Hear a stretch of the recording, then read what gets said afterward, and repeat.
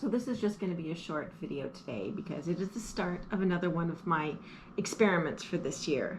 This one is about growing really, really old tomato seeds. These are like 20 years old, 21 years actually. So let's see how that goes. Hey darling, and welcome back to my channel. And if you are new here, then welcome. I am Kiri Martin, and I'm just a city girl who wishes she was a country girl who is currently living in the burbs. And on this channel, I talk about all things micro homesteading, taking a little bit of a different spin on things. I do a lot of growing hydroponically. That is my rise garden. I have some other videos on that. I will link them above. Basically growing indoors and outdoors, becoming more self-sufficient and less reliant on the grocery stores and any other stores. So if that is your thing, or if that's what you're interested in, then go ahead and click subscribe and the bell notification down below so you will know when I post videos in the future. And then you won't miss out on any other cool stuff like trying to grow really old tomato seeds. So I got these old tomato seeds from a friend. They are Serbian. They belong to our grandfather, and the tomato, I believe, is actually named after Novi Sad, which is the city where my friend Andrea was born. So I really do want to try and bring these tomato seeds back. So they haven't been kept in the best condition because the package is open, but then no one was expecting to try and grow these 20 years later. But they belong to our grandfather, so I wanted to give it a try. So these guys expired on January 9th, 2000. I don't think that anyone was expecting to be trying to grow them in 2021. And yet here we are with an experiment of the garden variety, my favorite. And it's tomatoes, which I'm obsessed with, because if you've watched most of my other videos or seen my seed collection, which I'll link up above, I'm all about tomatoes.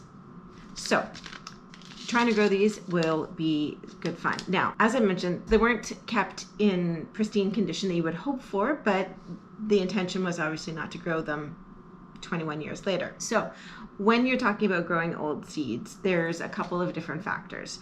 Seeds can be kept for a very long time. Seeds have a built-in expiry date of sorts. So it's different with different types of seeds. Onions are known to last not very long at all. Typically you want to use them within a year or two. Doesn't mean they won't grow after that.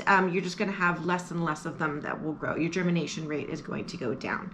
Tomatoes tend to be about, from what I've seen, about 4 years. Cucumbers and lettuce can be about 6. Beans, peas, carrots, tomatoes are about 4. Peppers are about 2 to 5 years, and corn can be anywhere between 2 and 10, but it's going to depend on the variety. There'll be so many different factors that have an effect on the germination. How they're kept. You want to basically keep them in a cool, dry place. Or a really good place to keep seeds can be in the crisper of your refrigerator. I'd like them to be airtight.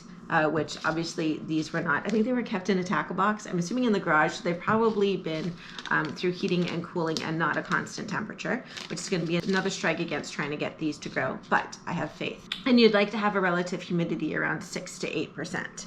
Those are ideal conditions. So there's a doomsday seed vault in between Norway and the North Pole. It's called the Svalbard Global Seed Vault. I probably butchered that, but you can Google it, or I will put a link below to some information on it. And there they keep everything in the most pristine conditions because that is the backup in case there is some horrible thing that happens on Earth and we need seeds. So they have types that are extinct a lot of other places. They have very old varieties which have better genetics than some of the common ones today. So, and they have a lot of genetic variety in there so that you could diversify and make different, new different types if we got into a position where that became necessary. But in that case, they have all the perfect conditions for storing seeds over a long duration. Keeping them in a tackle box, not exactly going to do that. So there are also some other really cool examples of really, really, really old seeds germinating. So there was a type of Arctic flower from Siberia, which was carbon dated to be around 31,800 years old, give or take like 300 years, which is insane. And they were able to get it to germinate. So that, from what I've been able to find, was the oldest seed that was ever germinated.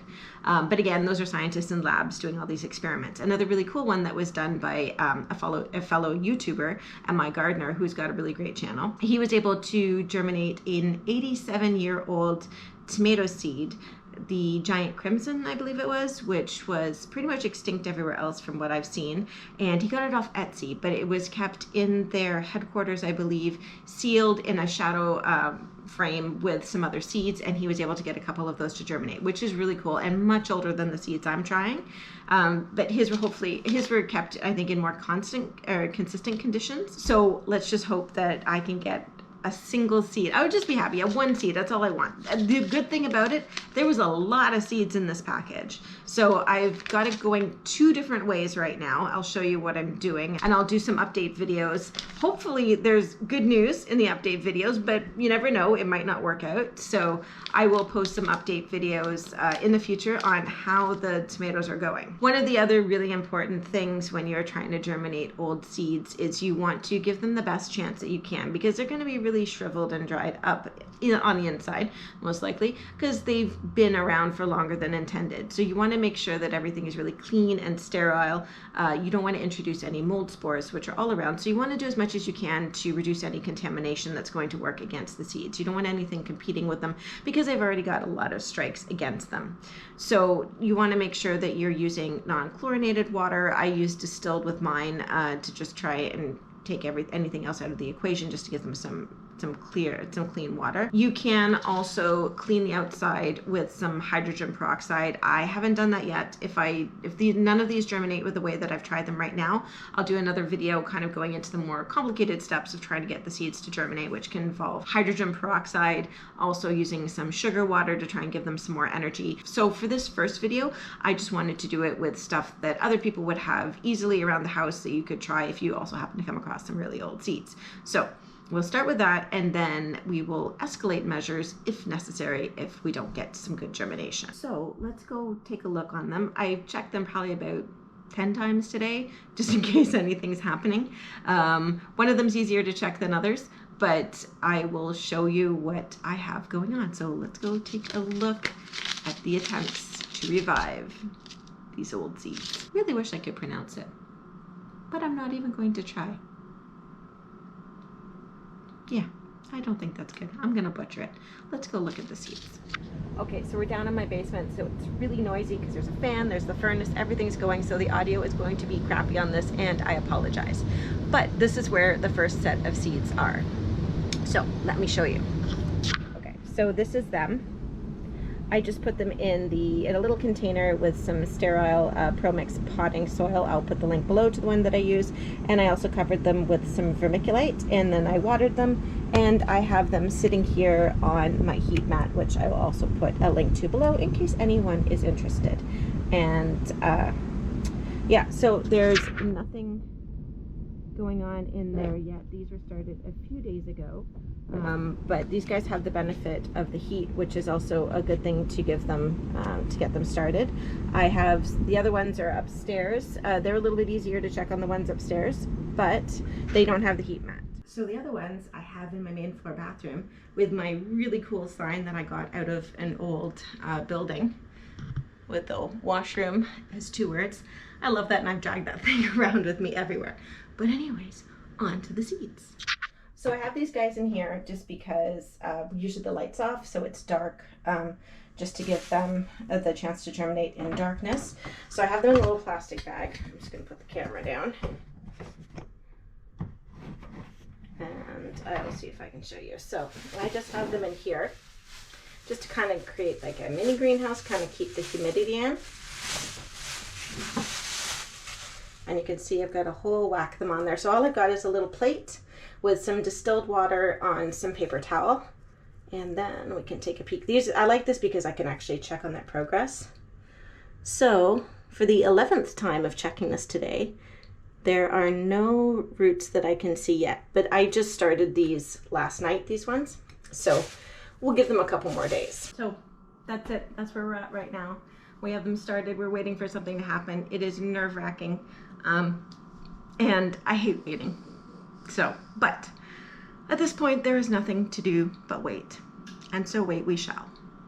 I am planning to start doing weekly garden tours, and for right now, because it's still Well, it's starting to get a little bit warmer outside, but not much. Everything's still frozen. So for now, it'll mostly be indoor updates on what is growing in my hydroponic systems and what is going on with my seedlings. And then as it gets nicer, we will move outside. So you can stay tuned. I will be mentioning the 21-year-old tomato seeds in my updates. Hopefully, I really hope there's some good updates to give. Just one. That's all I want. But we'll wait and see what happens. And yeah. Stay tuned for updates on my tomato experiment. So until next time, just remember, gardening is a journey and it's about figuring out what's best for you in your garden. So until next time, go out there and make food grow.